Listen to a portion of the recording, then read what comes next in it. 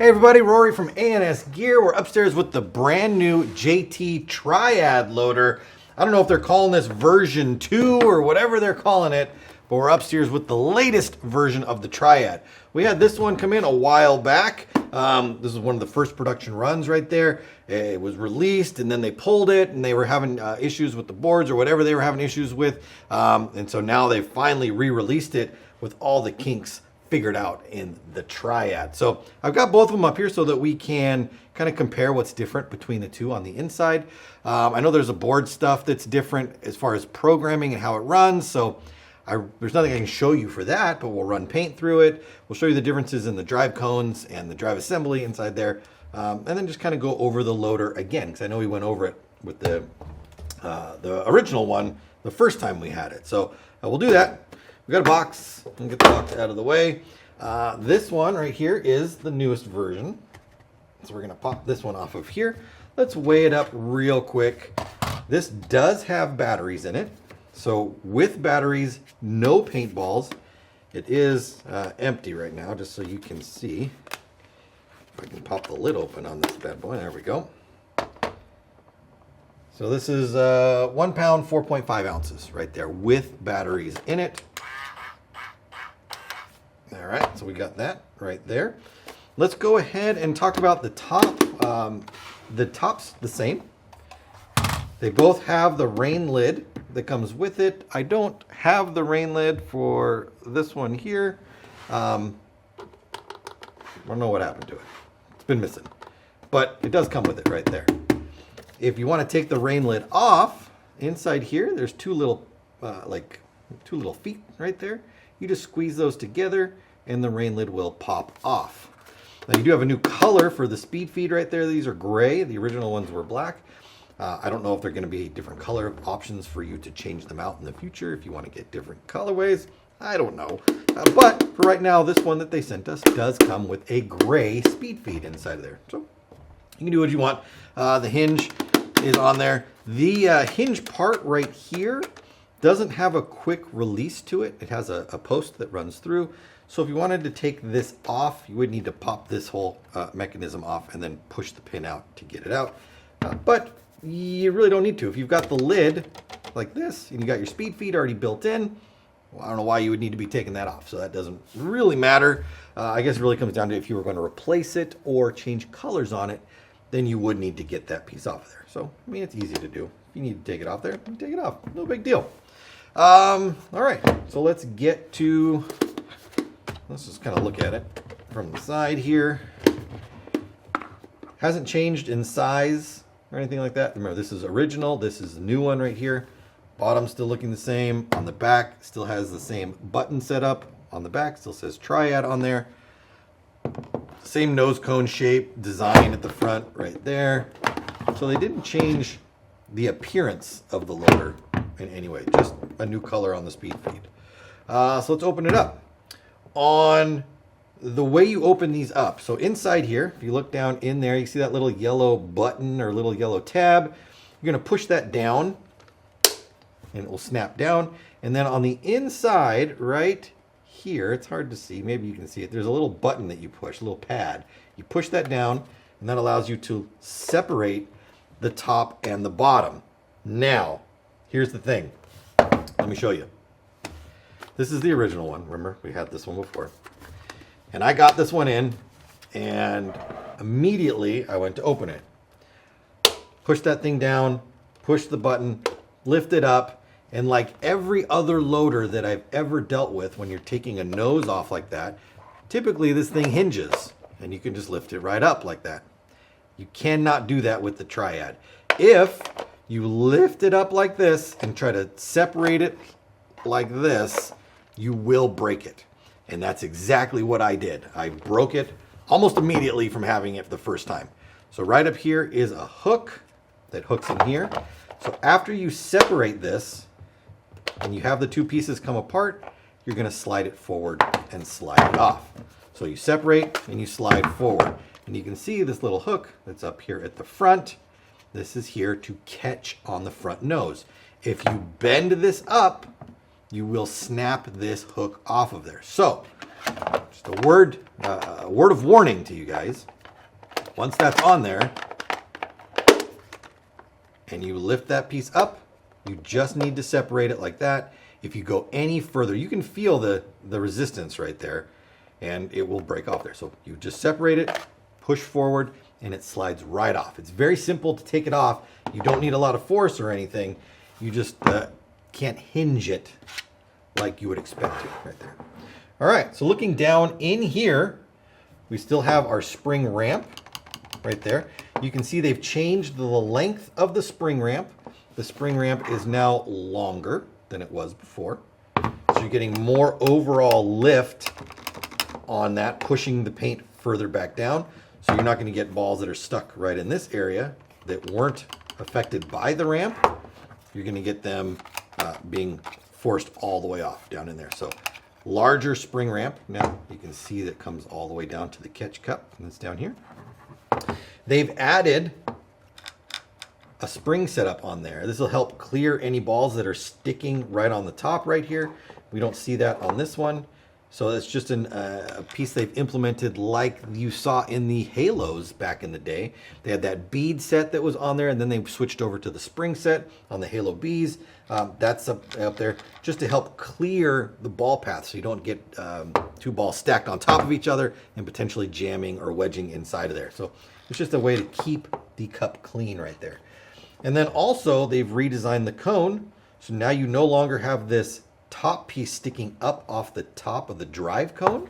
You can see that I think I could pull these out of here and show them to you. So now you've got more room in there. So when you're putting paint in there, you don't have this that's in the way. I think they originally did this so it gave you something to grab onto and try to pull that out of there. Now it is a little harder to get your fingers around it, but if you just kind of get them down in there, you can grab that thing and pull it out.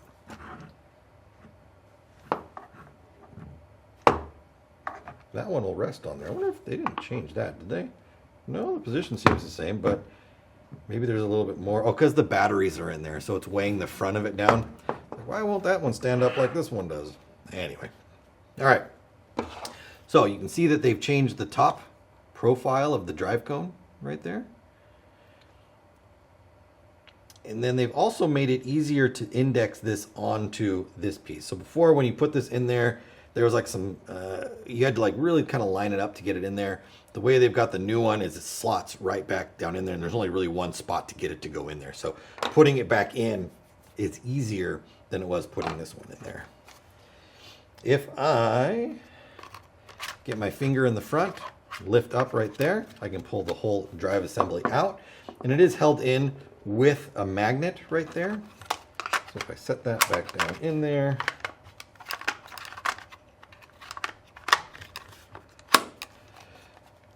it won't come out of there. It's stuck in there. But like I did before, I'm pretty sure I could shake this out if I tried hard enough and get it to come out of there.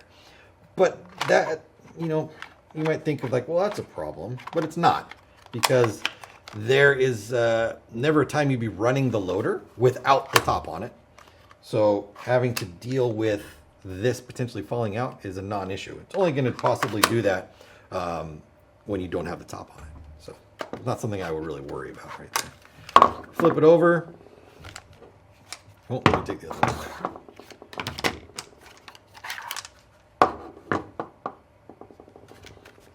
Like that.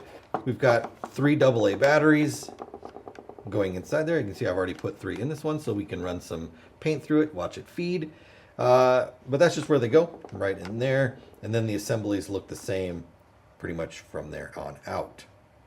All right, so I'm going to put this one back together.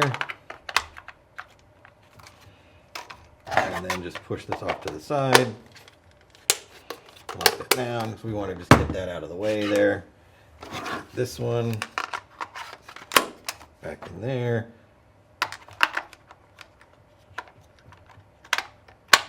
There we go. Make sure our front's on. Got that on there. And all right, so there we go. We've got our... Oh, I didn't talk about that. Just like the other one. So when this is spinning, I've got no paint in it right now. You can see it's pulsing one way and then pulsing backwards. Pulsing one way, pulsing backwards. It's trying to find paint and get that paint loaded in there. It's maybe thinking there's a jam, so it's spinning in both directions to try to solve that issue. If I put my finger up in there, there we go. It's going to look for that paint and start feeding it in. So let's get some paint. Like that. So it pushed that paint further through, it stopped, and it's waiting to go right there. It's waiting for loading to happen. Going through like that. So if you hear this or think there's a problem, there isn't. It's just trying to search for paintballs inside there and then ready to go. So now I've got my finger up there, I'm blocking the sensor. It thinks there's a ball in there, and so it stopped. And as soon as I move my finger around in there, if I move my finger past the sensor, you see it only spinning in one direction. But if I pull my finger out, it's starting to look for paint again. So don't freak out if you see it doing that. That's normal. All right, let's lock it down. We got our paint right here. Bring our little tray over. Let's throw some paint in there. So this holds about 200 balls. I want to get that trace or the ramp pushed down right there. So I've got a pretty full loader right there. I'm going to load or turn it on. And then we're going to run it.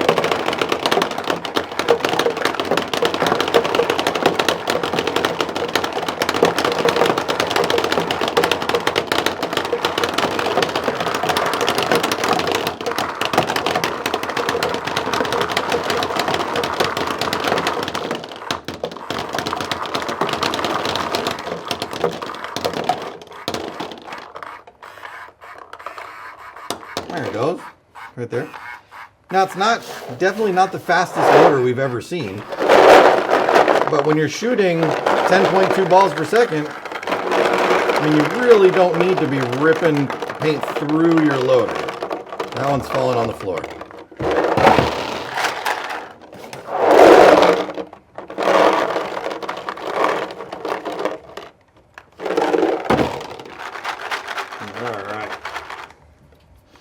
Bring the box back out here so you can see that again. Got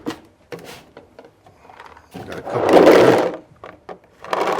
I also brought up some reball. We brought up some pickleball so we can see how that goes.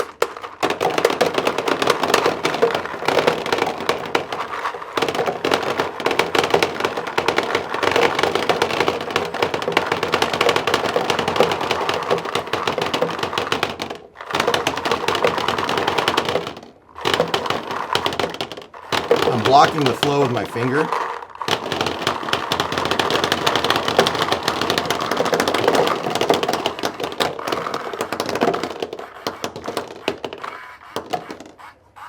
All right, so there we've got paint running through it. Let's dump this paint out of the way and let's see if it'll run some other stuff as well.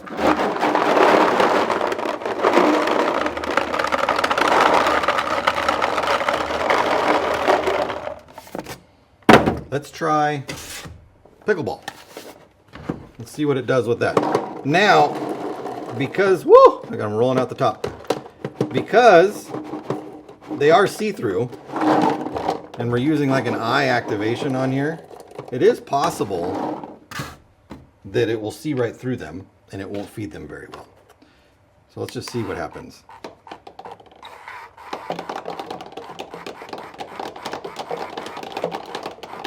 I mean, it's going.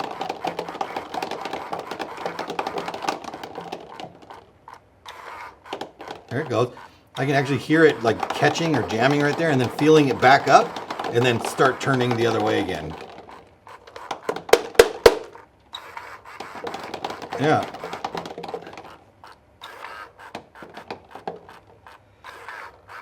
But again, with any kind of loader that's pushing on these pickleballs, it will squash them and it can deform them and then they don't load through really at all. So it fed it through there, and when it did have a problem, it backed up and it found it right there. So a lot of loaders won't even do that. You can't even roll this stuff out of them. It smashes them so hard, it never comes out. So you would never be shooting pickleball out of a rotor. Not gonna happen. All right, so we'll get that. Let's try the last one, actual reball right here.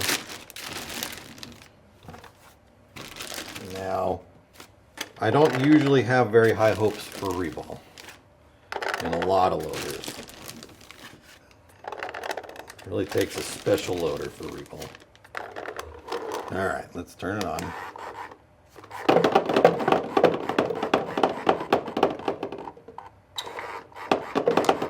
You hear it jam and it stops. It actually stops loading on there. And then backs itself up. Let me block it with my finger real quick again. And clears out that jam that it's having. So the anti-jam system in there works really well.